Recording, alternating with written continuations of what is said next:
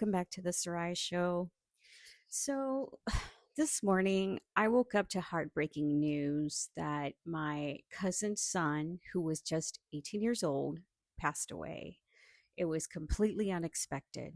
We weren't close, but I just can't stop thinking about my aunt and my cousin, who were his mom and grandma, who are probably now living through the kind of pain no parent should ever have to experience. It's the kind of loss that is so unexpected that it makes you stop and question everything. And of course, it reminds you how fragile life is, how nothing is guaranteed. And when something like this happens, you kind of expect the world to slow down for you, even if it's just for a moment, to give you time to grieve, or in my case, to give me time to process the information and to be there for the people I love. But life does not work like that. The world keeps moving, the responsibilities don't stop piling up, and things you've been dealing with don't just disappear because you're hurting. And that's exactly where I find myself today. Even in the middle of tragedy, I'm still tangled in an exhausting months long battle with my landlord and HOA. I wish I could put it aside. I wish, even if it's just for a second, I wish I could put it aside and focus on what really matters. But the reality is, when you're a tenant, you actually don't get that luxury. You're expected to comply, to pay up, to follow rules that weren't even clearly explained to you in the first place, no matter what else is going on in your life. And I'm not even referring to rent or utilities. These are just extra mysterious fees. So, yeah, that's been weighing on me these past couple of days. Even on days like this, when my heart feels heavy for my family, I'm still dealing with this, a completely unnecessary, drawn out fight over something as ridiculous as trash bins and made up fees. I am so exhausted. This has been going on for months. And the fact that I'm still dealing with it when I have a million other things I need to focus on right now just makes me so angry. And this isn't even about something complicated. It's about something so simple, something that should have been resolved months ago, but hasn't because landlords and HOAs have all the power and zero accountability. So, I thought today would be a good opportunity to talk about tenants' rights, how they're constantly violated, and why the system makes it nearly impossible to fight back. I've been dealing with unrecognized fees, bad management, and complete disregard for tenants. But the most ridiculous, frustrating, and downright stupid part of this entire ordeal has been the trash and recycle bin. When I moved in, I was never told about this policy. There was nothing in my lease that explained how the trash bins were supposed to be handled, and certainly no mention of extra charges for not following it.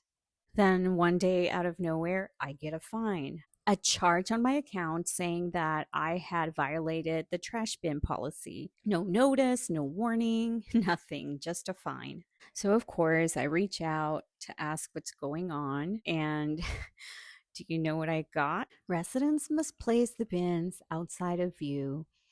Okay, first of all, I was never told that when I moved in. And second, what kind of rule is that? Because here's something that my landlord and HOA refused to acknowledge.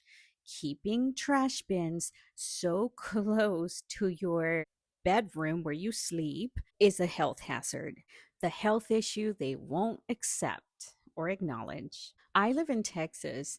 It gets hot.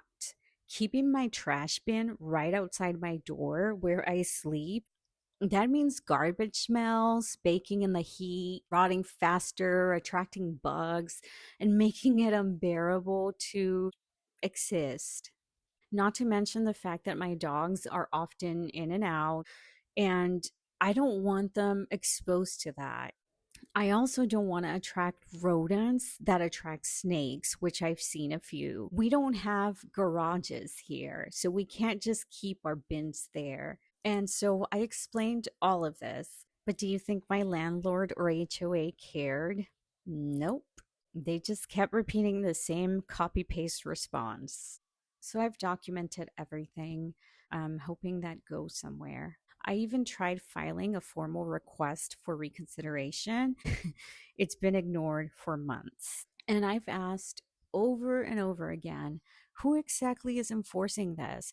Who is making these decisions? And I get zero answers. And this is exactly what's wrong with how tenants are treated. You're expected to just blindly follow these rules that weren't made clear, comply with absurd policies that make no sense, and pay fines without being given a fair process to challenge them. And if you refuse to pay, they'll just penalize you even more. But this issue with the trash bins is just one example of a much larger problem, which is that landlords and HOAs have way too much control over tenants, and there are no real consequences when they abuse their power. They can fine you for anything. They can ignore your concerns. They can make up new rules at any time. And if you don't comply, well, eventually they can evict you. Texas, in particular, is one of the worst places for renters because there's no rent control.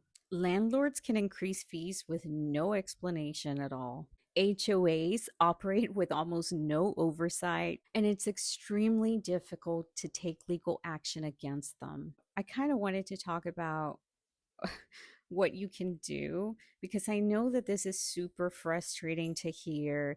But if you're a renter or dealing with an unreasonable HOA, you're not completely powerless. So use the little control you have to give yourself a voice. Here are some of the steps that I have been taking, and maybe you can learn from them. Make sure you document everything. Keep records of every lease agreement, email, notice, and fees. If something goes wrong, having proof is your best defense. Also, know your rights. Every state has different tenant protections, but look up your state's tenant laws so you know what landlords can and can't do. File formal disputes, even if they ignore them. Having a paper trail matters if you need to escalate things later. You can also seek legal help. There are organizations that offer free or low cost legal advice for tenants. They exist. They're not the best and they're a little hard to get a hold of, but they exist. And finally, communicate with the fellow tenants. We have a Facebook page where we stay in communication, but sometimes you just have to unite so that you can fight back. So I started this morning thinking about my family's loss, about how fragile life is. And yet, here I am, still caught in this fight with my landlord and HOA over something that should have been so simple to resolve. I haven't called my aunt, I haven't called my cousins, I have only sent messages. And I know they're meeting tonight at 7.